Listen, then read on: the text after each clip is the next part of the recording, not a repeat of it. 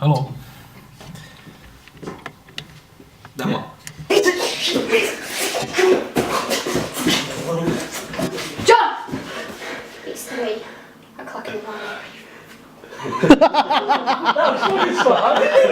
in the morning. The second person we hired was Laura, who's our main female role, who plays Alice, and we struck lucky with her. It was really easy and easy going to find her. She fit in straight away very comfortably, so it was really easy to work with her. She was a student like us, so she understood what kind of filming we were doing, she understood what we were after, and she delivered pretty well. Laura, who's playing Alice, was probably our most reliable actress. Laura's been great. We managed to get hold of her through a casting website, and she really kind of fitted the bill quite nicely in terms of how she looked, and her personality fitted the character as well, and she was great. She comes in, does a job, has a good time, and then just goes. Hang on. Do I need to be set up a bit more? I feel like I'm sinking down. It's alright. Let's go. Action. Today was a good day for me. Really? How come? Spoke to the neighbours a bit more. Gonna meet up tomorrow, talk about our favourite books. Alright. We found her on a casting website, and we liked her straight away, and she come in and just got down to it. She was great acting for us, and the chemistry we found with Laura and Tom on screen really worked, and they were both similar ages, so that helped the relationship come across on camera. She's really professional, she's a great actress, and she just, she knows how to have a good time off set, but as soon as action's yelled, she is on it. Alice, don't go! Don't! You've not even paid any attention to me since we got here. Comes in, does the work to her best standard, and we're thankful for that. Thank you very much, Laura. Thank you very much. Laura's leaving. No. Right. We were really lucky to have her. We really enjoyed working with her. Throughout university, the films that I've been involved in anyway haven't really been storyline based, so it's been nice to develop a story and really get involved with characters. I was more used to writing like a human character. That sounds weird, but when we have to consider the Fly as a character as well, it's our main antagonist of the story, it was really difficult. Obviously, the difficulty of this film was the fly itself. I mean, we didn't know how to do it. We didn't know if we'd use a prosthetic fly, if we'd use animation, if we just use point of view. And also you've got to think, during writing the script, how is this fly going to go into the scene? How's it going to enter the scene? How's it going to exit? Is everybody going to see this fly, or is it just John? And I think in the end, we chose that it's much better if the fly is only seen by John. Obviously that causes a bit of trouble, and it really asks questions. How are we going to film the fly? How big is the fly going to be? How's it going to generate that emotion that the audience can feel that it's actually a character, not just an object? Is it going to speak? We even talked about that. In the end, we went for the avenue of animation and point of view. We had a GoPro for that, which offered a camera that was very portable, we could move it about, and also had a bit of a fisheye lens to it, so kind of like a book feel that we knew we could manipulate in editing as well, make it look a bit more realistic.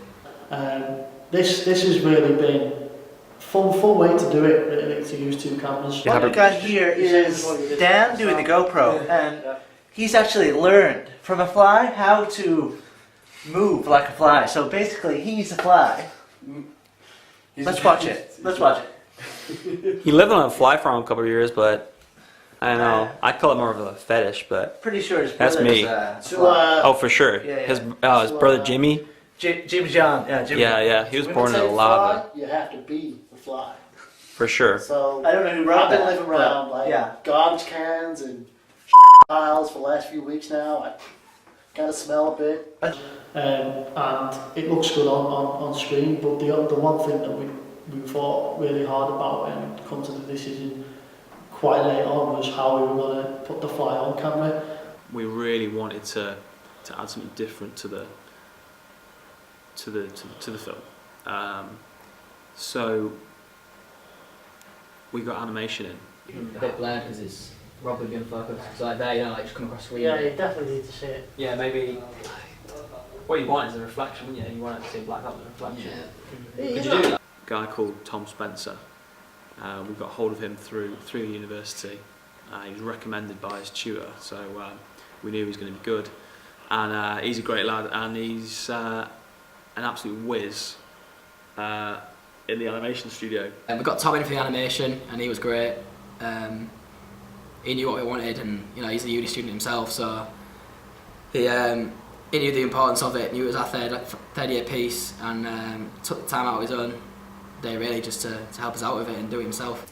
Hi, I'm Thomas Benson. I do the effects on the Year 3 Fly video.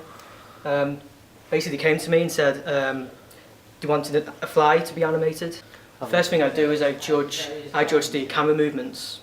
So for if it's moving quite heavily, movements the camera, then I've got to draw it out myself, like plan the shot right, to move from left to right. With a static shot, I can put the animation straight away. Basically, the main software I'll be using is After Effects, Cinema 4D, and Maya.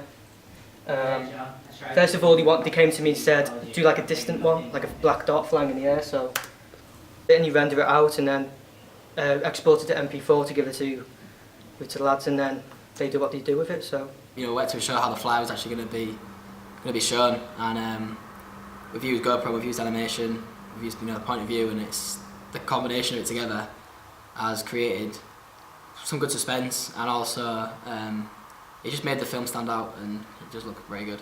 We're very happy with it. It's a nice change to sort of have something fresh like that when none of us have used animation before. So it's real nice to work with Tom and see something different, something that he can bring to the table to our film. Chris, who plays David, he ended up being we ended up losing our main person for David, Velton. He didn't respond to our emails like the whole week as we were arranging it, but we really liked his audition as well. He looked the part. He could have been really good, but it just turned out that we bought the rooms, waited for him. 10 o'clock came, he didn't show up. Which was a shame because we really liked Velton, who was the gentleman who's meant to be playing David. We really got a good vibe off of Velton and thought he'd fit the role really well, but unfortunately we lost him as well. However, we've been able to replace him with a guy called Chris from York. And Chris stepped in, Mark managed to secure him, and he turned out to really make the film, to be honest. His character really did shine through.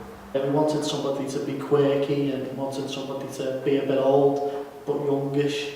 He acts really young and you know he's really funny. He thinks himself as a funny guy, and he's not like kind of boss that you want to work for, and I think he brings that out. There's Chris.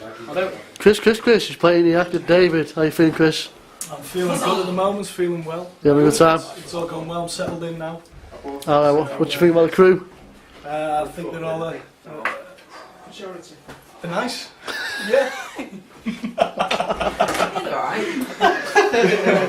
No, cracking set on that. Yeah.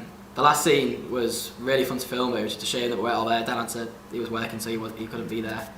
But it was good to finally. That was a scene we were all looking forward to filming, and we had a model that we've made.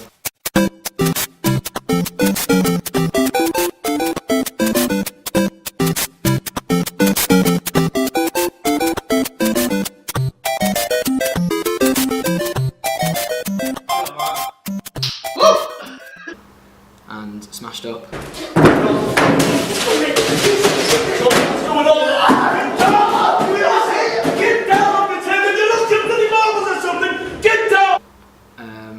So that was kind of a one taker. It was a bit of pressure on it, but as soon as the take had been done, we knew that was the one, and we knew we'd done it.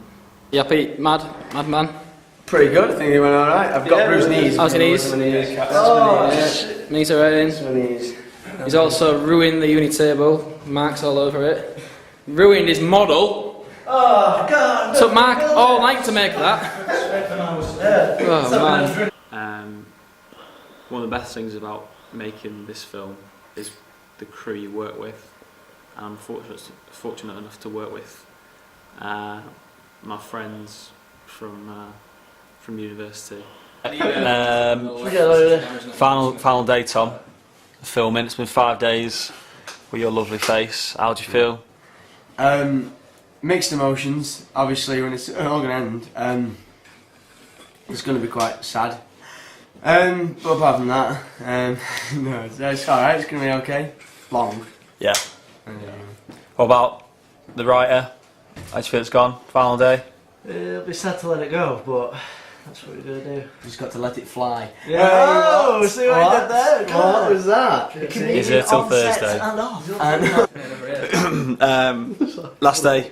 How do you think it's going and how do you feel? Yeah, I think it's alright. You just down here, Dan? Just there. It's gone alright. It's feeling going a bit slow actually, but we've got loads of time, so yeah. We're taking our time. You happy with what we've got so far? Yeah, so far so good. Dan, last day. How do you feel? Okay.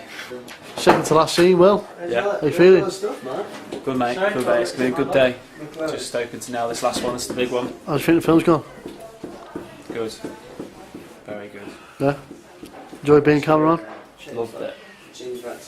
Loved it. You know, we all really enjoy filmmaking, and this year, this is the final year, where we've all got to work together, which in the past, you know, it's always been like two working on a project and the other two working on a project, but this time, we're all together. It's been our last film as well, you know, I've been doing it with my three housemates and it's made it so easy. It's just been like things that we've been able to just talk about in our spare time. I think that's why this film's been pretty successful, because we haven't had to arrange to meet up, we've always been together. We live together, so it's been a real sort of a good bonding experience. I couldn't have asked better from the crew.